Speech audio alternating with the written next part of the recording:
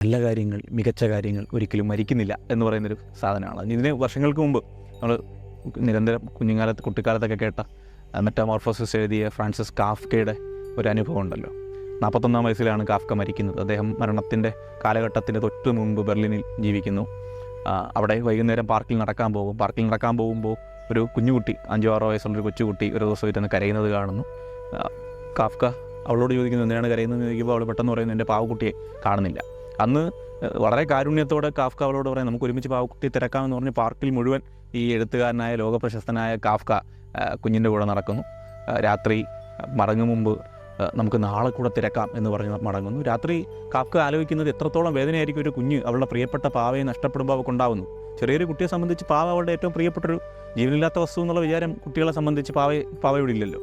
പാവ അവരുടെ തന്നെ ജീവനുമായിട്ട് അവർക്ക് തോന്നും എന്നുള്ളതാണ് കുട്ടികൾക്ക് ഇത്തരം അചേതനമായ വസ്തുക്കളോടുള്ള സ്നേഹത്തിൻ്റെ ഒരു പ്രത്യേകത. പിറ്റേന്ന് കാഫ്ക അവൾക്ക് പാവയെ അവളോടൊപ്പം തിരക്കി കിട്ടാതായപ്പോൾ തൻ്റെ കോട്ടിൽ നിന്നൊരു കത്ത് എടുത്ത് കൊടുത്തിട്ട് പറയാണ് ഇത് പാവ നിനക്ക് വേണ്ടി അയച്ച കത്താണ്, ഞാൻ നിനക്കത് വായിച്ചു തരട്ടെ എന്ന് പറഞ്ഞിട്ട് അവളുടെ സമ്മതത്തോടു കൂടി കാഫ്ക കത്ത് വായിക്കുന്നു. അതിൽ ആദ്യത്തെ വരി ഇങ്ങനെയാണ്: നീ സുഖമായിരിക്കുന്നു എന്ന് ഞാൻ വിചാരിക്കുന്നു, ഞാൻ ഒരു യാത്ര പോവുകയാണ്, പല നഗരങ്ങളിലൂടെ നാടുകളിലൂടെ ഒരു യാത്ര പോവുകയാണ്, ഞാൻ എല്ലാ ദിവസവും നിനക്ക് കത്തുകൾ അയക്കാം, ഞാൻ തിരിച്ചെത്തും വരെ നീ എന്നെ കാത്തിരിക്കണം എന്ന് പറഞ്ഞിട്ട് ആ കത്ത് അവസാനിക്കുകയാണ്.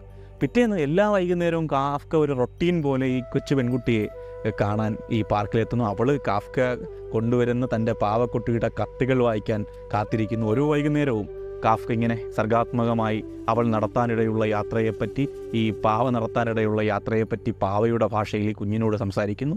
ഞാൻ ഇന്ന് ഈ നഗരം കണ്ടു, ഈ മനുഷ്യനെ കണ്ടു, ഇന്ന ആഹാരം കഴിച്ചു, എനിക്ക് സങ്കടമുണ്ടായി, എനിക്ക് സന്തോഷമുണ്ടായി, ഞാൻ നിന്നെ ഓർത്തു. അങ്ങനെ കുഞ്ഞു കുഞ്ഞു കുഞ്ഞു കുഞ്ഞു വർത്തമാനങ്ങളിലൂടെ ഒരു പ്രതീക്ഷയുടെ വലിയൊരു വെളിച്ചം ഈ കുഞ്ഞിൻ്റെ ഉള്ളിൽ കാഫ്ക കൊളുത്തി വയ്ക്കുകയാണ്. ഒടുവിൽ ഒരു ദിവസം വൈകുന്നേരം കാഫ്ക പുതിയൊരു പാവയെ, വലിയൊരു പാവയെ, വലിപ്പമുള്ളൊരു പാവയെ കൊണ്ട് കൊടുക്കുക. അപ്പോൾ ഈ കുഞ്ഞ് കരഞ്ഞുകൊണ്ട് പറഞ്ഞു എൻ്റെ പാവയല്ല ഇത്, എൻ്റെ പാവ ചെറിയ പാവയാണ്, ഇത്ര വലിപ്പം ആ പാവയ്ക്കില്ല, പാവയുടെ നിറം അതല്ല എന്ന് പറഞ്ഞിട്ട് ആ കുഞ്ഞ് പൊട്ടിക്കരയുമ്പോൾ അവൾ ഇവിടെ എത്തുന്നതിന് മുമ്പ് നിനക്ക് അയച്ചൊരു കത്ത് കൂടി ഞാൻ വായിച്ചു തരാമെന്ന് പറഞ്ഞിട്ട് കാഫ്ക ഉറക്കെ, അവൾക്ക് കേൾക്കാൻ പറ്റുന്നത്ര ഉറക്കെ പതുക്കെ ലോലമായ ശബ്ദത്തിൽ ആ കുഞ്ഞിനോട് ആ കത്ത് വായിച്ചു കൊടുക്കുകയാണ്.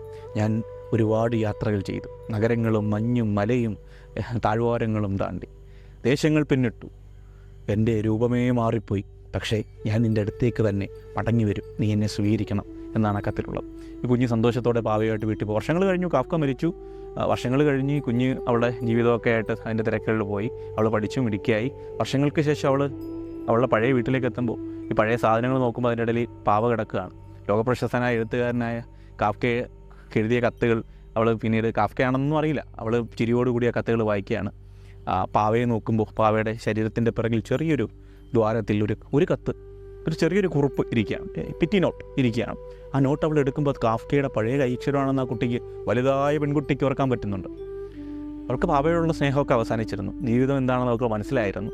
പക്ഷേ ആ കുഞ്ഞു കത്തിൽ കാഫ്ക അവസാനമായി അവളോട് നേരെ കാഫ്കയായി എഴുതിയ കത്തിൽ കാഫ്ക പറഞ്ഞിരിക്കുന്ന വരികൾ ഇങ്ങനെയായിരുന്നു: നീ ഒരുപാട് സ്നേഹിക്കുന്നതൊക്കെ ചിലപ്പോൾ നിനക്ക് ജീവിതത്തിൽ നഷ്ടപ്പെട്ടേക്കാം, പക്ഷേ ഒന്ന് നീ മറക്കരുത്, ഈ സ്നേഹങ്ങളൊക്കെ മറ്റു രൂപത്തിൽ നിന്നിലേക്ക് തന്നെ മടങ്ങി വരും.